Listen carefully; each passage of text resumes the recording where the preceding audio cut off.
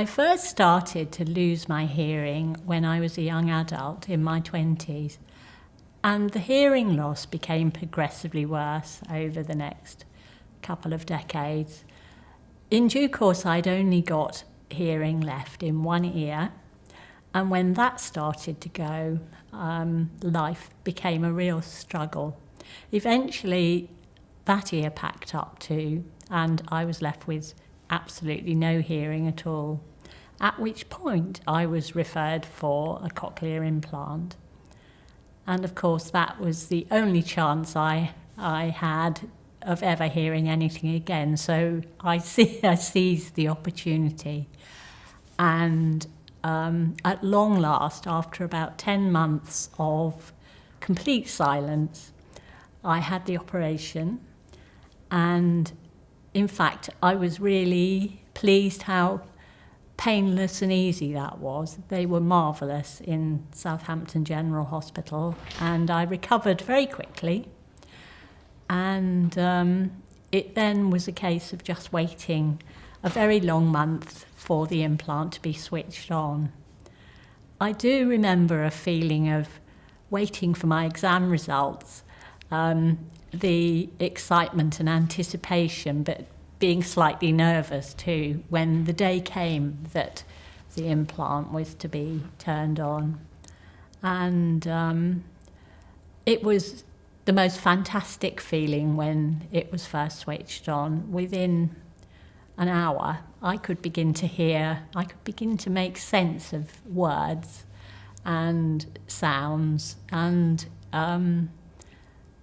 within 24 hours, even though at first they only switch on a few channels of your implant, I could begin to have conversations that made sense. And the feeling of being able to hear sound again was absolutely marvellous. I do remember realising that I'd got to work quite hard to retrain my brain to hear properly, and that it would be a learning curve again, learning to hear with this implant. And one memory I have very strongly is of within the first 48 hours getting up on a Saturday morning and going down to the kitchen where my husband was already cooking some breakfast. And in the kitchen, there was a very strange sound, and I couldn't identify what's that noise. And of course, my husband couldn't tell me because he didn't know what I was hearing. And it turned out that at that time, he was frying an egg for his breakfast, and the sound I was hearing was the sizzle, pop, crack, psst of the frying pan, of the egg in the frying pan. And that was the first time I'd heard that frying sound for decades.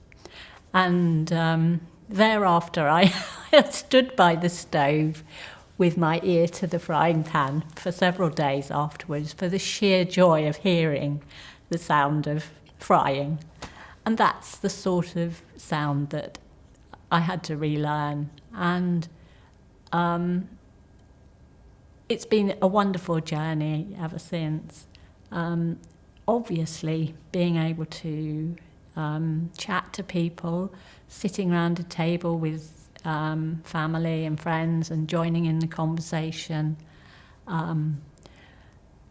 So many environmental sounds that are so pleasurable because they connect you to the world. So leaves rustling on the trees, dogs barking,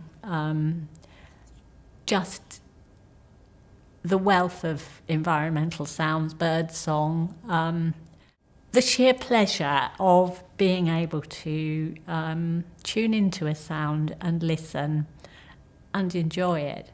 And so now, 18 months after my implant was switched on, I can use the telephone, I can listen to the radio and probably hear most of what's spoken.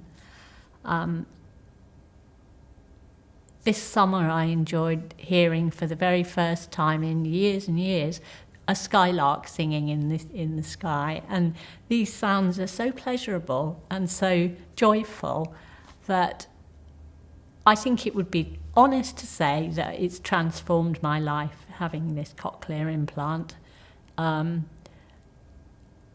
Of course, things aren't perfect, and I still think of myself as a deaf person, but it is so much better. It's enabled me to reconnect with life, and one of my very old friends sums it up, I think, in our somewhat heated discussions about Brexit.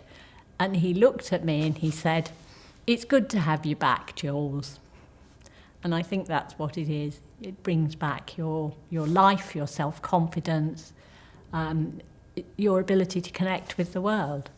And so it's been a great success for me to enjoy a cochlear implant. I'd recommend it to anybody.